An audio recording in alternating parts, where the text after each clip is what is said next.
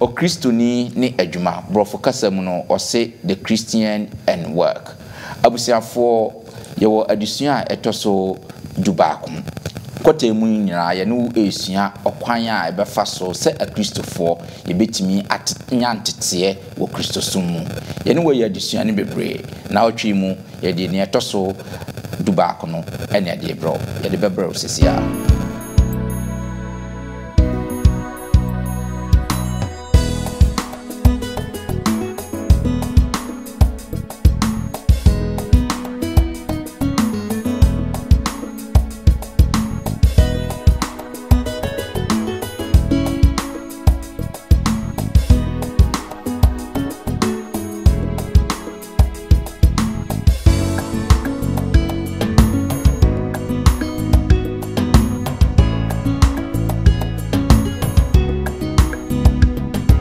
fa Yesu Kristo ba asasi su ase no be adwuma so ne papa no ye carpenter ni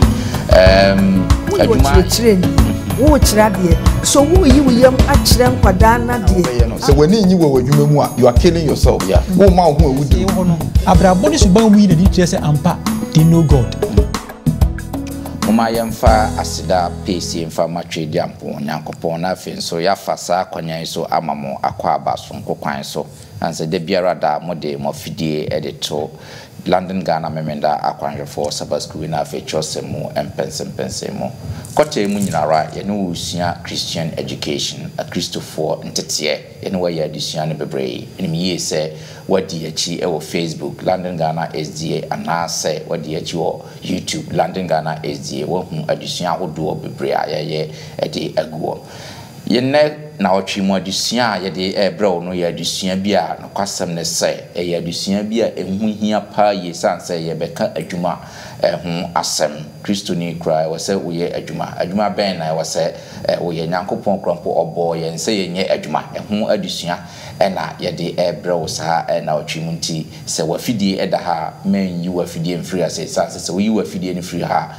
wahwe adusua ekese pa na fe me bomonte ye se sa na otwi na ye edi anim ye boda rusronkon ede ama Hope TV Ghana sanse sa adwuma koyi efa yen adusua ya fe so omo trep me na akwanfo na fe trust samansam ekoyuase afa na nyina mo amotahwe Hope TV Ghana no hu dwumasona sa adwuma koyi edi emayen so wo mo bia opese wo de boa Hope TV a obo se number bi go ase obetimi afa no afre obetimi de aboa Hope TV sanso omo so omo boa bo ya chidom ma ye de sa adusua yi e de ebramo ye ntie nkrato emfri Hope TV na afi eba e de adusua no ebeto amso. Here is how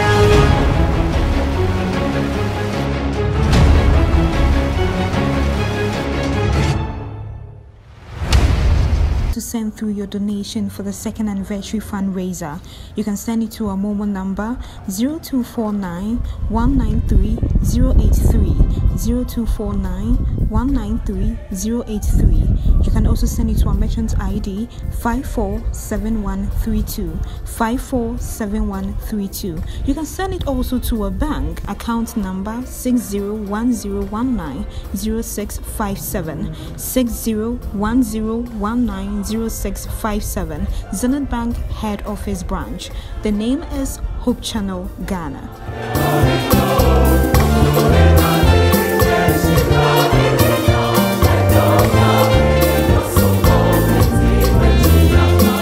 Yo ye besan amama akwaba asronko kwan so se yakofa enkratwe ede abaye nhwe yen adisua no mu no na enne no adisua na edepa ntino mama yentie enwum nso a edepa emfanhia adisua edepa emfree London Ghana enwumtofo ku a wato wondi Golden Gate na ofemu wia ye de ahyehye so.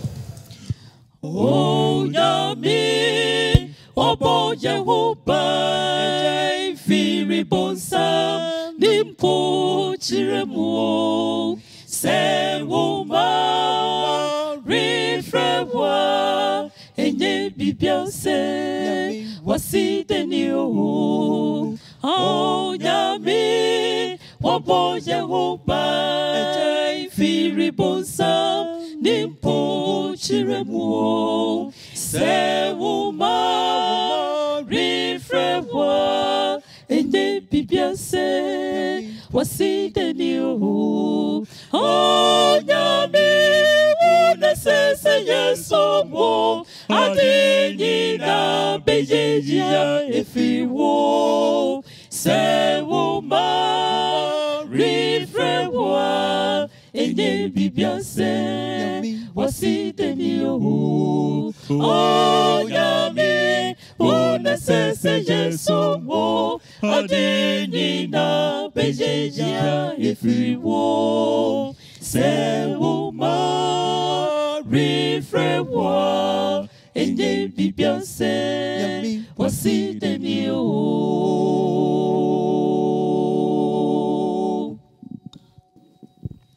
I'll sit down na metima wo adum nishira wo mame semi green eyinum nyina huwa na mana wasia na miyetiafu I'll sit down na metima wo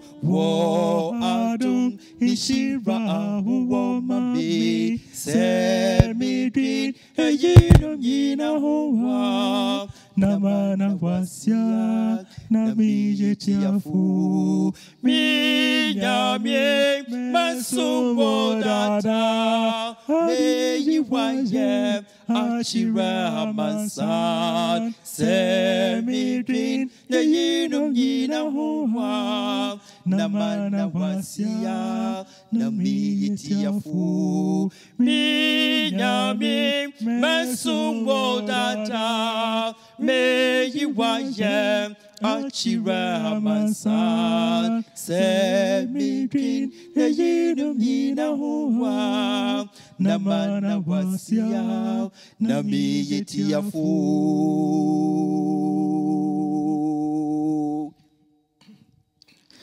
Oh nyami wabo Jehovah firi bonsa nimpo chiremu sewo ma refrewa enye bibianse wasideniu oh nyami wabo Jehovah firi bonsa nimpo chiremu sewo ma refrewa enye bibianse wasideniu oh nyami unasese yeso mo adini na bejejia efiwo sewo ma refrewa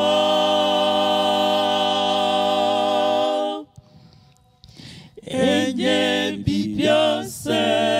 nyami wasideniu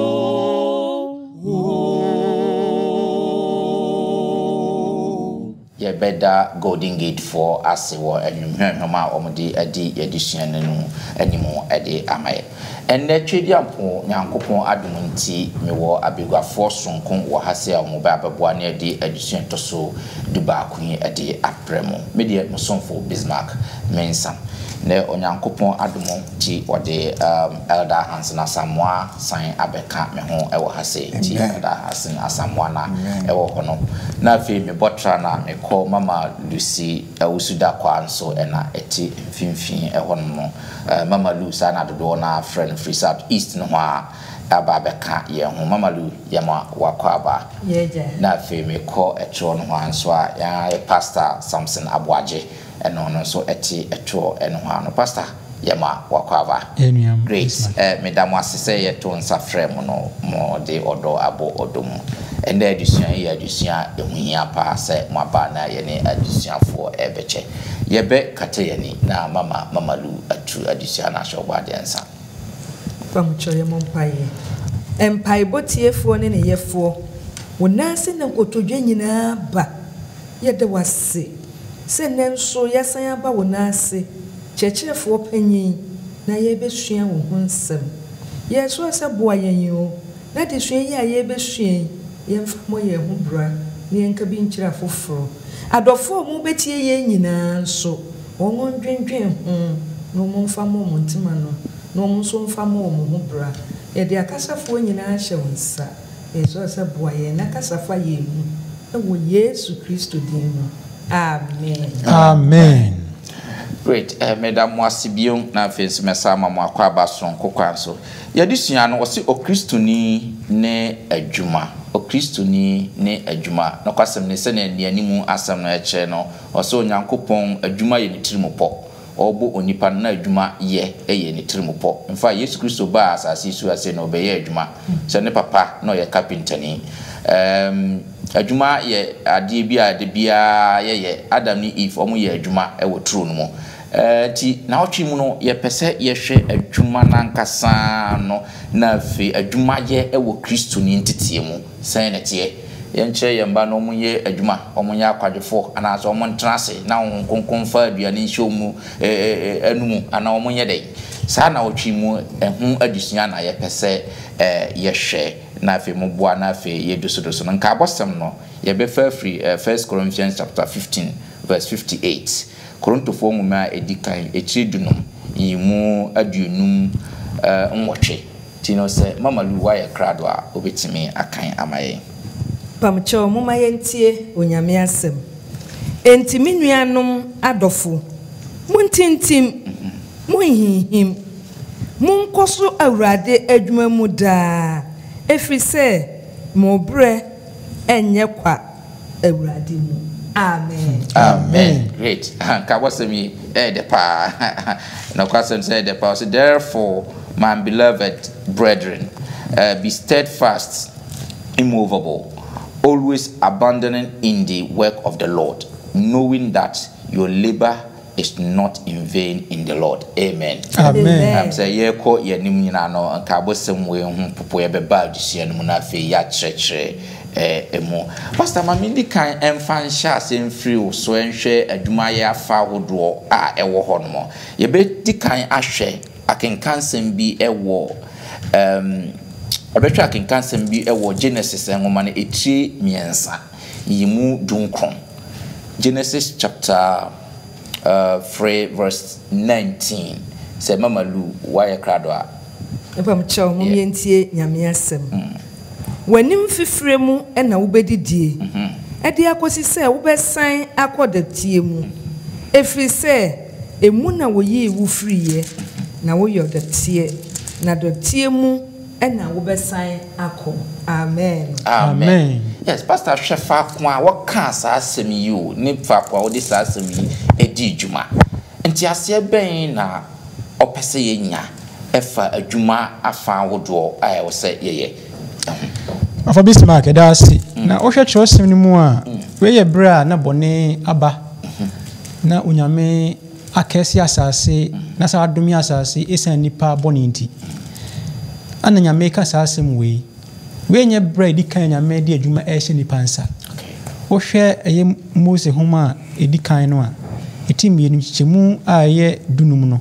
ɛbɛ dunsia wie hɔ kora na ɔse na nyame de adwuma yɛ hye nipa nsa so God mu hɔ no sɛ ɔno hwesi hɔ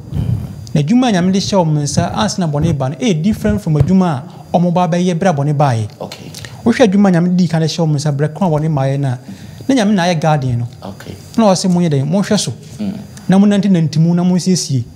bon don't forget say bra nyame bo nipa no ka kyerɛ nipa sɛ mo nɔre the word mo nɔre kyerɛ sɛ adeɛ bi nyame ayɛ bi adon sɛ besum bia no it's say God bought say the image into no so man multiply okay nyame pese say ade oyɛ nyina mo multiply no but ebra bɔ ne ba no BBC ye ebra nyame edomi asase no asase hyase sɛ ebefu nkasɛe ene nsinsane ede na fele ehwo behia sɛ nipa ɛden ɛyɛ dwumaden na ni nyina mu no na nyame pese ɔne ye nya nkitahudie sɛ de bɛyɛ a de ye bia na ebi de ahori nyina bɛyɛ mehu sɛ onyame na ahye yɛn sase yɛnyɛ na hye ne de na onyam ede dwuma nyame di kan de ma nipa no de bia na twe nipa dwen si Nyankopɔn so bɔne ba yɛ dwuma ɛsan ba yɛ no de bia so yɛ ne yie pa wo botanti a wo de yesan sɛ onyame ene wo nkitahudie stronko bi a no nti etwa sɛ wo yɛ sɛ adwuma no and sana etie you adwuma before the fall and adwuma after the fall great me da se pa pastor this one does say the pastor kan e very important your popular notion bi adwen bi wo ho say boninti na adwuma wo if you say adwuma say ne yenim ne no say den ma onipa a yeti asase so ende say baby ayadwen koduro no ebetimi aka yadwen a de akwakosi baby anabonini say na etie say ne wo ye adwuma na wachi nyina ye oya o sori akwachi bus o ko fa train and as a drive traffic mu just a wadwuma anka say ko do amfifiri you know say na etie say e be ka say adwuma kra no eti say ne pastor kan asem bi o kan na mpese me repeat o say onyame de adwuma ma enipa from the beginning na mbomu no akire no or the adjective bi be qualify work no and ne key no say adwuma den enti adwuma no anka sa de was there but den bi be kan ho bo mra bone baaye no e ho na asem no problem no ko baaye no enti see ya no ho adwuma no a enye adwuma no God never cursed work that's right onyame ondome adwuma even in the Bible nipa kra ye bone no odome asase ena asase no ema adwuma no beye den enkyere se nyame adome adwuma enti adwuma eye bibi ehu hia enti se asoma de bia make an say if you think work is expensive try idleness so we gain say adwuma eye ade a obi otifi a onye adwuma no obenya anko ye adwuma nti na bi mu ye volunteering because onye adwuma kura na otifi a ade a be ha adwen enti migidi say e ho na say clear say nyame bo adwuma blessing ma yen but one do me adwuma after bone odome asase baby adwuma ni free ba no enti adwuma no den bia beka ho e ho e na asem no ye be pense mu ne no mama fa ka kran kan de e da hans na kan ho yeah o hwe bible mu pa ade bia bone ba e bia no nyame fa sa ade no se nipa sa be hu nyame ne munyam okay na be twe nipa ba Nyankopɔn chen bi mu so adwuma den wo nipa o wiase na so adwuma den a you are going against God's command okay so ade bia si bia impo owuo o trust na adwe hu ye pa e ya de a onyame e fa so atwe yan abata na chen bi mu se asem bia meka bia ne be adwuma ndi meka bia mo fanya adwuma na mo benya nkwa wo mu aha yo madam wase yenko enu ane answer my member also by my mama lungen kan Deuteronomy chapter 16 verse 15 Deuteronomy chapter 16 verse 15 asem na yenhwe work and nature no Deuteronomy 3 edunsia enchichemu edunum numa yentie Ewurade asem tidun enanson enedi enapona no ma Ewurade Onyankopɔn faako a waye ho na Ewurade Onyankopɔn be hyirawo wo nobaye mu ene wo nsa no adwuma nyinaa mu entima wani enye ara amen amen yensan kan ba ko enka ho ewo Ecclesiastes chapter 9 verse 10 whatever your hands finds to do, do it with your might, for there is no work or device or knowledge or wisdom in the grave where you are going. Amen. There won't sabe so mubiara no for nije for one nyina. Yeah, very good. Great. Hansen yen show sa akinkansem mienu bebre ka ho de na eche fa ye de yensa ye adwuma eno so ye be kire mu sai. That's it. Or say work and nature. Adwuma ene entity. Enti fa wahoden anafa wonsa ye adwuma no. I believe say in literature and I say literature meaning say mechanic but you will be your friend or metaphor. And I say in a way in a sign of euphemism. Ye de part kakra ejina ho ama ni nyina. Enti say ebia ya bebusem enti kasem no wetimi kase oh na say me de me wo ano be se nsia me ma wo aduane sa enso me ni se nipa ano nko atimi nante e ma ye ma aduane o de ano no gina ho ma nipa aduane nyina sa enti se wo hu ensa wo he ya ensa no e metaphorical and as a symbolism ana ya bebudie busem o de gina ho ama nipa adwuma enti tete no o ka sa asem we no na adwuma dodo no 99.9% no ye de ensa na ye enti say na yewo nnuma no na kwan foforo so no enti okasefa wonsa no adwuma ogina wa nnuma nyina enti mesre say ye beti eno ase no wanka say adwuma ye de yensa ye nko a enti sa no adwuma fo nko a no ka mo ase de bi oka adwuma nyina na wo hwe ne oka wo ho no a osefa wa hoden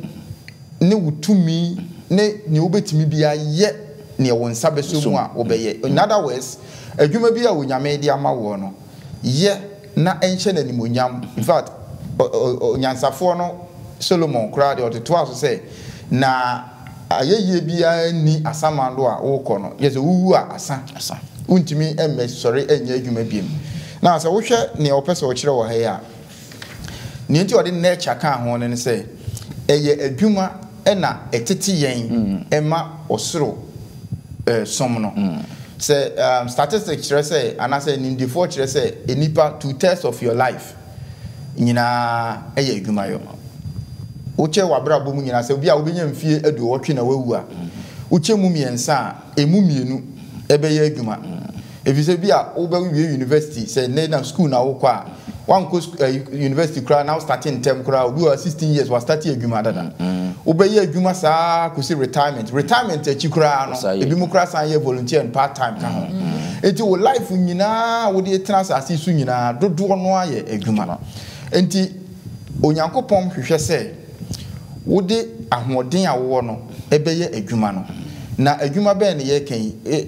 in the contemporary world ye kan enwuma ne dɔɔso ye timi bobo ne nyina adwuma bia onyame e de ama wa aban ema ho kwan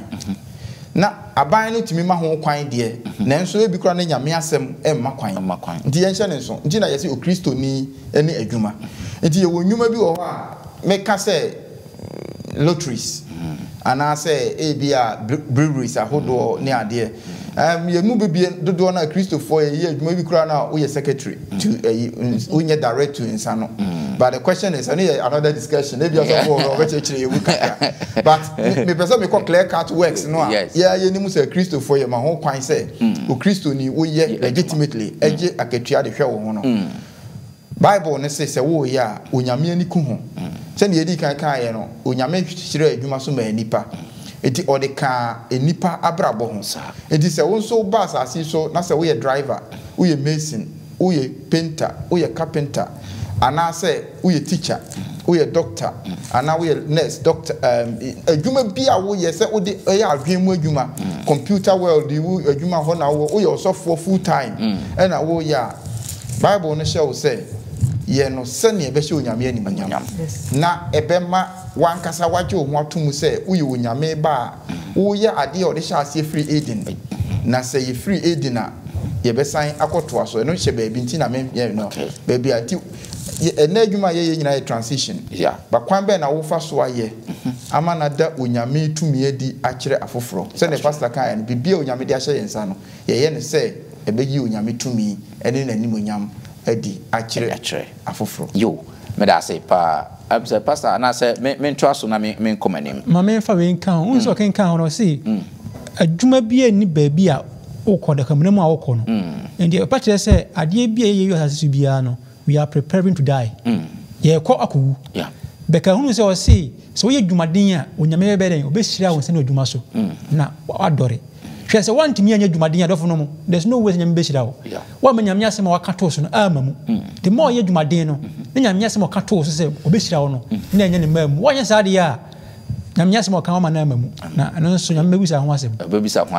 get me one sem ya meba be bisa efa adwuma no ne he na ye adwumaden na de he na nya adwumaden na fin so hands kra kam ase me adwuma no ankasa because yatu ye ho agum na adwuma bia ye di ye because ye pese ye nso ye make living de he na ye ma we employment a obeka se ma reject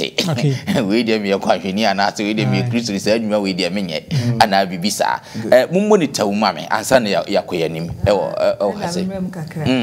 oh se de Abraham se kan ye no ye wade nyina ho kwan enso nye ni nyina na eye ma ye o Kristo ni na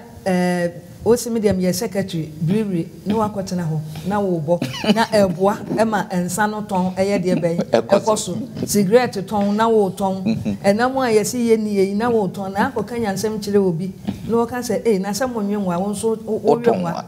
sabio wo ton sumwade ne enchense ne saa ne ma no wo so ye gidie che ye nse ye nye saa ne ma no nti adwuma bi a ye no ye nhwe ekwan a ye fa so akwa ye adwuma no ene eho ensem se ne esitie nti ye betimi nyame se ye nye adwuma de so nye adwuma ni nyina na kwahwefo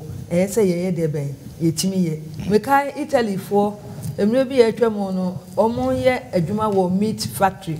enti se bia ba bia wo no ye ton pre kokora wo koye se adwuma na ye ma adwuma kora hwe ye aye ma ubi ye so ye adwuma e wo ba bia ye ton pre ko ene nka wo mo ye adwuma wo supermarket nso e je se eto da bia bi wo ho a ye avoidable bi ye unavoidable enti ye nhwe adwuma ye kwa akoye no na Kristo ni amasiki so mutual lot de meton loto de yeah na yeah so great that's a great area kakra yes because normally be ho a e bia obeka no ha say obi ti nchen na otia na o question yes say na me dey a joke na because secretary to a brewery exactly but to be frank ye will be ho a wuntimi enye clear cut ne obetimi aya na say what does the word of God says because onyame asem e clear say adwuma no te sen kra no if it goes against the Sabbath worship you know we need say eye kra no a against say wokoye adwuma homeda and e bi so ho a say ne obobo obi so no you nim pass ade we ya me ye eboa manipa say nti no you don't unka say sika me nyanti me kwa akoye nti normally bi ho a nyansa na wo de be toto nyame asem ho na wo de aye na adwumaden no aye ka no kwasem ne say bone ba aye no bone ama maybe nka meka say ye nyina nka adwuma be equal because nka ye nim pain ye nim ahoye ani sisi ade ne ade ba no kwasem a ye de aba ne say adwuma ne bi eden obi adwuma eden pa obi adwuma obi sori ahomache se Ghana no ma ye kan ye free oba ye na ohwe videos yi bi na ohwe news ni ade o Ghana baka enipa yiti be dia dance se obi ohwa wan no ma obeso ni ti so active fifiri ansa se bi wo ne ma ensa ko ma no enya asem ketwa ba ni jesem ne se saa no a wo ye ne dendenden no oye no wo ne kwan so edi nyame kwan efa so edi yinyame aye emanipa mu se me ye adwumaden ama onyame nye se adwuma no na ebehira wo Yankopon so de ye adwuma no me na mehira wo but wo don sa she odam refemu a and it goes against the fact say obi nso te ho a again say sa quotation we nyame nsa na emehira na obrenwuma fa bi nka enti no obrenwuma fa bi nka ho de ho mre that quotation has been misinterpreted we are 7-day Adventists now gina that quotation so na say one pa adwuma anya onyame so aka say afa Paul so say one nya adwuma na say wunim say utimi ye adwuma na one nya menidi enti the issue is don't go and sit in a Sunday say okobon paye on a Wednesday, on a working day, actually, let me say, every day praying. Say nyame nye obibi wa bra mera na wo ho no esa odi ye adwuma. God doesn't bless laziness. No kwasem no nti say o ti ho na say bia odi mpaibo wo he Ghana no ne Africa ene ye we can see say sorry ene ye break it through ene ye deliverance ene ye one from Sunday to Sunday de bia ye bibi wa Sunday be deliverance. It is laziness. Yes. Ene Yakobon nhira so sa nti wo betena wa ma ye dipu sa eti nyame asem say ye adwuma na eden kura onyame nim kwan a obefa so a obehira ba adwuma no obi die eden but nyame nim kwan a ofa so hira na great me that's pastor on your question no ma men kati mi sanwari bibia o say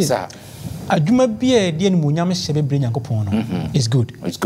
adwuma bi wo ha fanya onyame hye bebre Nyankopon before sin no adwuma nyame de mani pa na die onyame hye bebre Nyankopon okay after sin no nyame fa so a che nipa say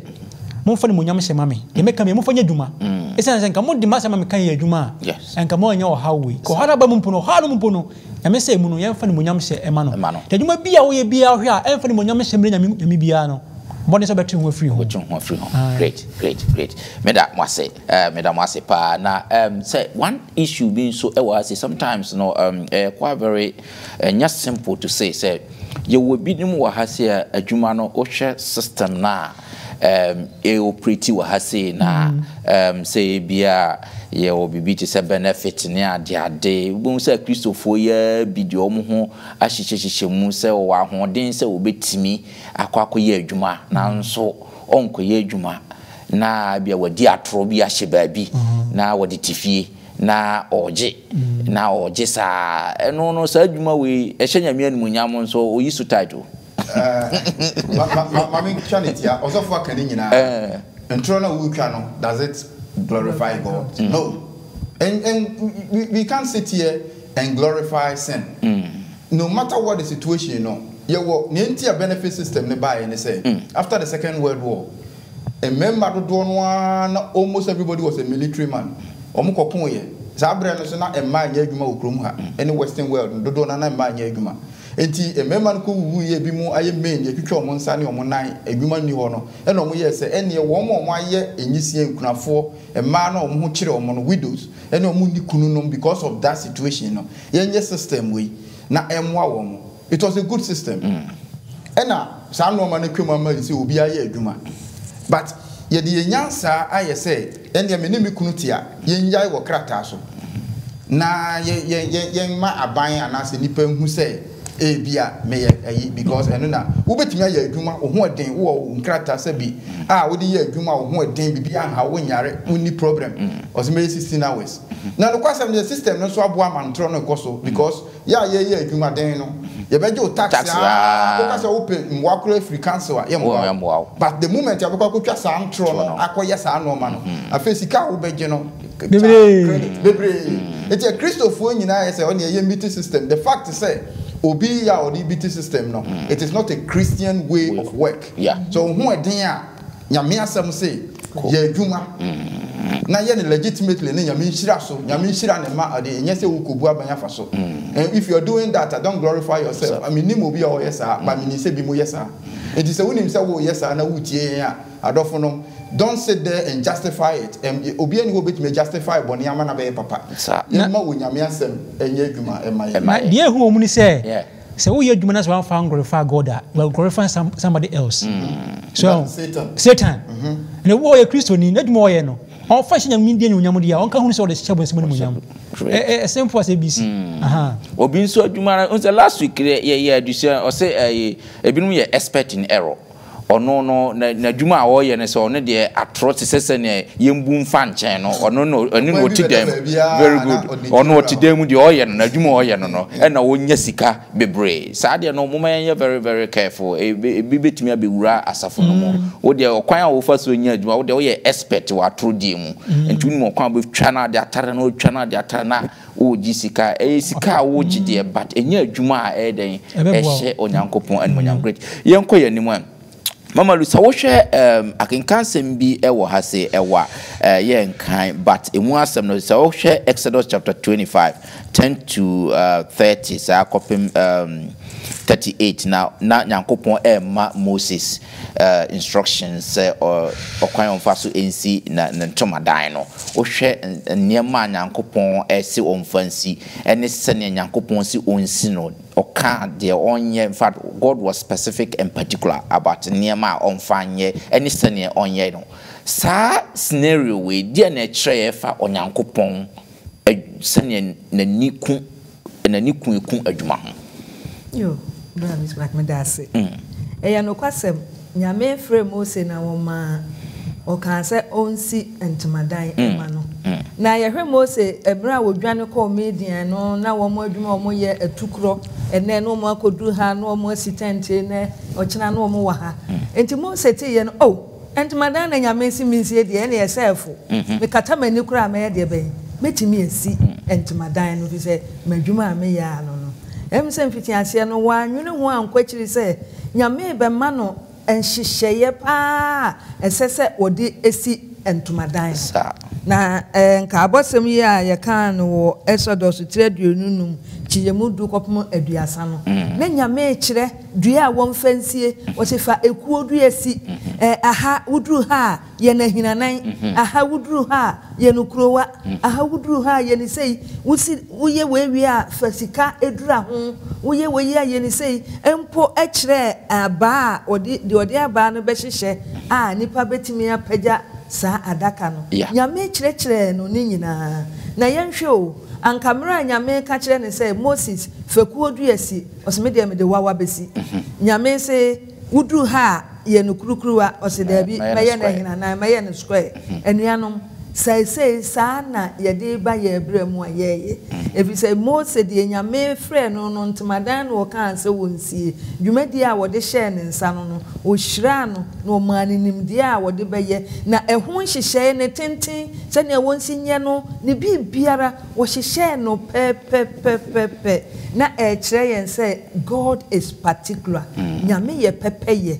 biara a woyɛ no opɛ sɛ wo hunu sɛ ayɛ ɛde bɛn pepe enti Mose nso edi mra no so eye se de nyame kan se wonye no na wo hyira adwonfo binom nso ema wo munyansa ne nimde ema wo nso ede ye de ben wo de boa adwuma no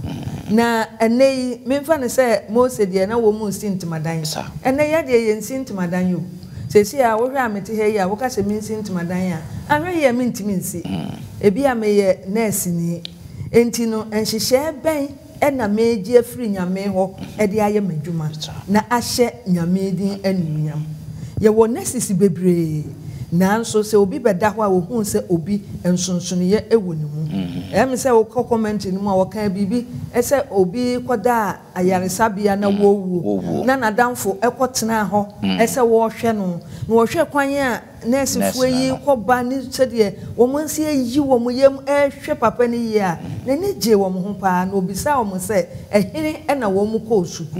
na so de toto ba bi wo mo ko suku ni ho ne ba bi a bi no so ko sua wo mo nurse na wo hu se ensonson ye wom em se Florida sa suku na wo mo ko ye wo kan se ne obema mo sika $100,000 no mo de atete nurses a omu betimi abeyesa efise nurse fo no omu ye den omu yi wo mu yem ye adwuma no e de hye nyame din anunyam wo yi okyerɛkyerɛ ni wo kyerɛ de so wo yi wo yem akyerɛ nkwada na de ama wo mu nso daakye omu abenya ensa no adwuma sɛ wo hwɛ se ne anim ho na wo se Israel fo no omu kyerɛ omu mansa no adwuma omu kyerɛ omu adwuma mo omu ye na obi a wan kyerɛ wo ba adwuma no na wo kyerɛ no kro no bo ana sɛ awudie ene ye de beba ye brɛ mu sɛ de mu di kan na obi tedam no hwɛ TV so ene wo hwɛ ne ye ma na kyɛ sɛ odi atoro no wo fa kwan bia so enya sika nyame ankyerɛ yensa nyame ka sɛ yemfa yensa enye adwumaden na adwuma bia nso nyame de ma ye no enhyehyɛ ye da ho empo sɛ wo ba na ese mu a professional code of conduct wo ho kwan ye sɛ ye fa so ye adwuma eni kwan sɛ wo ye obi bibi enti de Mose de enentmadan ni ho enti me no mienu ye adwuma ye no Sen ene yede hye nyame anunyam. Sen ene yede ema nyame din so. Sen na yema afoforo ehu yen ewo ye nnwuma akodo a ye no mu. Okay. Ene na gas fuo moto sofo krakan. Bibia won sabe som se wo yen fo odin nyina eye. Great. Enuanom enti no ye Kristofo yi. Ene adofo a ye tie no. Dwumadie bia ye die no. Yenye mfa nhye nyame adunyam na yenye sotie enso ma nyame se de me di kan ye no nyame se mo se ye no krukos me de me ye na hinanan anka enye pepeye se de nyame pe no se nyame opepepeye ope adetene ne ye. Great. Na yenwuma nso a ye ni nyina no twesi so ama ye de akoboa se ye be ye dwuma nso e de age afoforo e de abra Kristo. Medase pa mama lu wa chechire mo medase nyame nshraw. Great. Hans. Yeah, medase. Back one me dey kan on say spirit of prophecy. Homo na mama white so aka kire yen say wo ye kwanhweni a no Kristo ni a. Ye adwuma ti senia Yesu o mabiem. And he said also work as if Christ is coming in the next 1,000 years. But live your life as if Christ is coming in the next 1 hour. Say atia say. Aha. Ye adwuma ti say wa bra bono wo bono wa adwuma kwan so. Na mmomu no bo wo bra no enso wa adwuma no mu eti say Yesu Kristo na wo don hwere di wani mu no ano wo ba. Ne opese o kire woni say don't be lazy. Tizenia on the Kristo sum ya dane no. Ndi say no manfo a mo attack Kristo sum nyina na o pa kire say ye the Christianity and as a religion ama Africa abi lazy. Ye ntumi nya ne say ye which is true because that is not Christian. Near Ecoso, our African continent, any other places are Yama Christo Suma Betty say, Yanko Mompaye, Hiribaba Moyen, Semenya, Minfree Surmeya, dear Mayeno. That is not biblical, and ye Christian. Christianity, say, Yen Juma, Paul Moye, Kai, almost Yen Juma, Zanan Kabos and the May. It's a Juma, a Shirame, free Yameho. Nice, I say, any bonnet, you might be bedding. Then so I didn't crown, said your kind precision. Yamenoa and Ma. Nkrofo no nyansa ema wo mode yeye enti adwuma bia wo ye na asase so no enye ntoma si dan si nko a eye ena adwuma bia wo ye manager wo ye den no onyame hwehwe se wo be ye adwuma no with precision se wo be ye no pe untwa corners enye se me bai sa na mo ye no ena me go ye ombetu medin yes ye ntu din but ye ne se ni onyame na so afoforo hwe wo se we die oye Kristo ni we die ne nyamesom esipi wo adwuma sa medase pa am se mo pastor peso ya mfa kranka ho na de ehu pa ene se hwe se tie nyankopon a adwuma ye bia God become the center of whatever we are doing. We are so the nyame ma Israel Moses here say ma omu si tra bia kronkron ma me na metra mfimfini. So e de o ma onye she bia mo fa we ntu a mo ntwa we sei bia we munyini sei me si bia nkanyankan ni anye ho. Ne san so munye se de openti no obetra omu ampa. De dwuma bia nyame de ahye se bia se nye bia no mo na wo ye no nyame akwan so no you make God the center of your work. Yes sir. Na de munyam hye bi wo ho a wo de nyankopon. Enye sa wo pa ye dwuma ni sika sadan. So nyankopon ani. If you say wankasa wo do hu na si wo se nyame na wo ye ma ho. Sir. Be wo ti nyame akwan na de faswa. Kakra bi obe bia no you make God the center of your work. Now you get more blessing from it. Yo, Madam Asipa, na me timasi ye pa se nyankopon de instructions de ma Moses more or ye very specific and particular about na dwuma won ye no so de ba ye so ya setena mu a ye fa wadwuma adwuma no won hyehye wo se wo fa so a wodi ye adwuma san hyehye no na te se hyehye ya instruction nyankopon de ma Moses se won fa ye adwuma san hyehye no na wodi ye adwuma wo ye kyerkyere ni na wo se wo class could 45 na 40 minutes ya bo don greng se teacher ne wo se wo kwakira de na wo fa book na nam corridor mu abene nam corridor mu a obekwa kodru classroom 15 minutes ko na ka 20 minutes na ade kwakira nkora de o ma chalk so woni asabo greng break wo di 20 instead of 45 we nim nyina no adwuma no nhyehyɛ ne enkyere sa wo ye Kristo because ye Kristofo e na wo ye kyerɛkyerɛ ni sa nema we ekoso bebre wo niema nketenkete enti Nyankopɔn pese ye very specific wo ko adwuma no nhyehyɛ no fa ye adwuma menkotwa boot e wo adwuma no ho nhyehyɛ ho enye sa na akwakoye se yese ye ha se square no akwakoye honom round na unya endi sa de nso fa ye Kristofo nti ye ka adwuma asem yi enim se ye bukata bebre e wo adwuma ba wadwen ye wo se wo be yi tat nti no once wo be yi tat no a correct sa bukata no I don't think say ye ade e correct sa bukata no ye very careful in this direction. Great. Yenko yenim na yenhwe ade bi wo ha no so ye very important pa e wo ye disua you say okay kan Galatians 4 Galatians chapter 5 22 to 26 honhom na ba eno wo honom yembobo so kakra Galatians chapter 5 verse 22 to 26 yembobo so kakra na me ma pastor enkasa yes mama Luwa ya krado Galatians 4 num chichemu aduonu mienu ekopem aduonu nsia mo ayentie nyame asem na honhom aba ene odo enigye asomdwie abodwokyere ayamuye papaye gidie odwo enidaho emre biara ni hɔ a etia yenu na wɔn a wɔyɛ Kristo Yesu dia no abohonam ene ne nhyɛsode ene nakono asenwemu sɛ yɛte ase honhom a mama ye nante honhom nso mama ye mpe anionyam hunu enyi ye hu abufuo ententan ye hu amen great pastor yenhwe sa honhom abayo ani adwuma ye ka ho asemi ayonkofa ben ne wo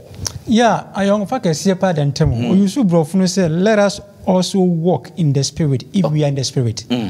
ye ka say we do yusu ha no say o walk no ano nche se bia won nante da bi se wo ye ade bia suban daddy na wo de wa brabo hye Nyankopɔn die no nyam eni se wonim Nyankopɔn na wasue Nyankopɔn na de Nyankopɔn suban nante de a enipa behu se Nyankopɔn be yeden etu mu na ababo so nyina odo papa ye trene ni nyina no enipa behu se o se dwumadie no eni se ye Kristo ni na se de ye ka no o wa dwuma mu na se unya dwuma ni ye a enipa be hu suban ya wo yinadie se wo ye ne yie nso a enipa be hu se ampa wo da soronko ya ma making kind of kan eye yenwia bi no da hospital wo na da for kosra no so enipa wo ho nurse ye wo ho no abrabo ne suban mu yinadie kire se ampa they know God isan se omo care about obi ana wo huna mane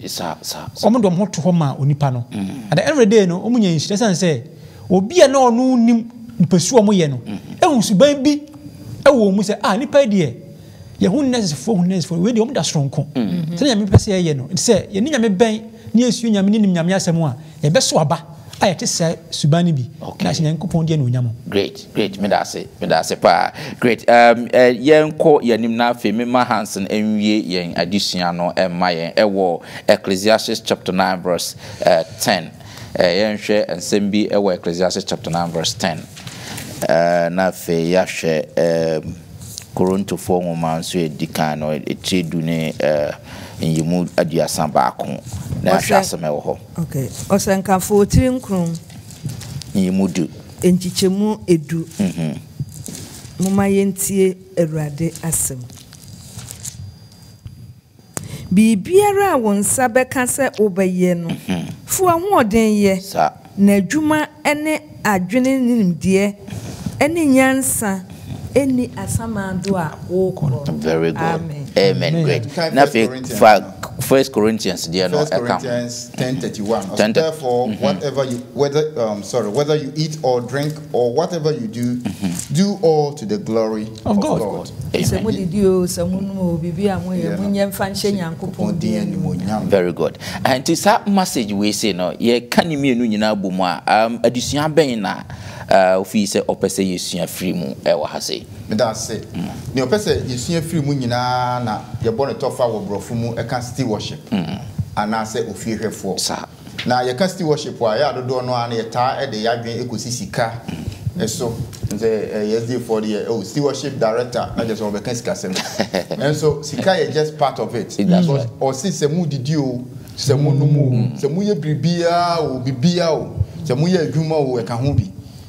se mu di nkomo se mu ye Sabbath school ana se mu ye Bible study se mu nam kwan so mu bobol mu bibia mu ye o mu ye everything whatever you do to the glory of God. Yes, Yankopon edin animonyam. Ena yenkai bosem no. And so edema yen say yenkai bosem no. So therefore, my beloved brethren, be steadfast, immovable, always abounding in the work of the Lord, knowing that your labor is not in vain in the Lord. 1 Corinthians 15:58. Eti na honhom ne nam Paul so 8:2 for say ye dwuma ye no. Unse question is kwan be ne be fa so be nya afoforo so nsunsuan so ka.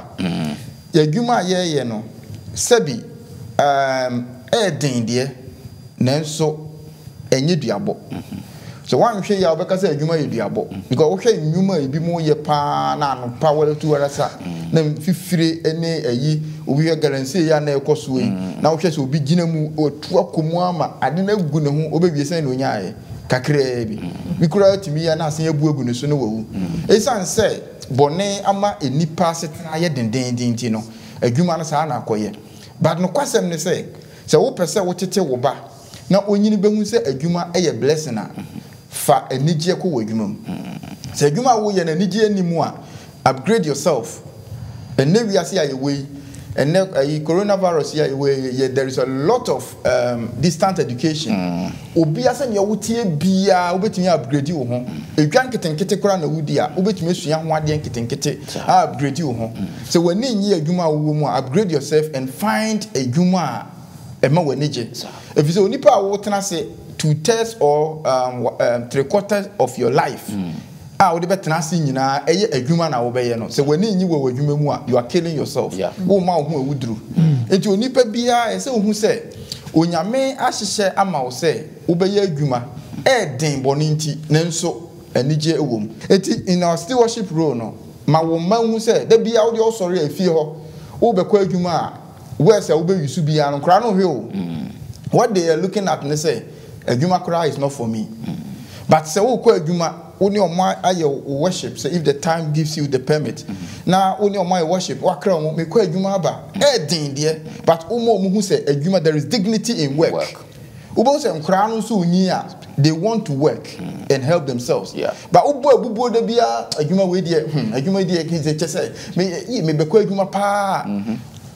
unconsciously you are planting something into people around you. Say you are being cursed into work. But unyame ma yedwuma as a blessing, no matter how difficult it is. Na ye mom pa yeso me ahoden na ye fa enye na nyame be hira yen. Amen. Say yemre no atia yenti ye de adisia no ebetwere ha say agidifo yemre no atum say adisia no ha de pa na kansem bebre o ha ye beka efa adwuma ho say yemre no atia ha say na ye de yen adisia no ebetwere adisia ye de ebre we ye adisia etoso eduba ko o say okristo ni ne adwuma gidi ye se ne mabogafo no acheche mu ne de ye nyina ato yesu na kakra be fa de aboyam tuma no na de apia bonten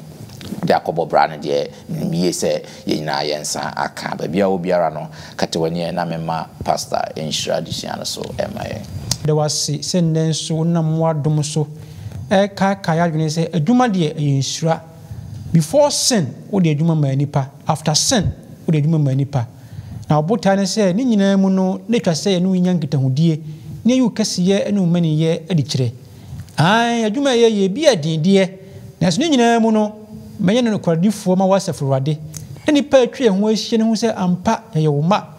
me na stronko ne nyina mu ne enfo wasem nya dwuma e besi yan yie na siu ma nyina so yie titiri wona e ben yan ni adofnom ni asafoma mo adom no man tina ne dai e wo Yesu Kristo din mu nti amen.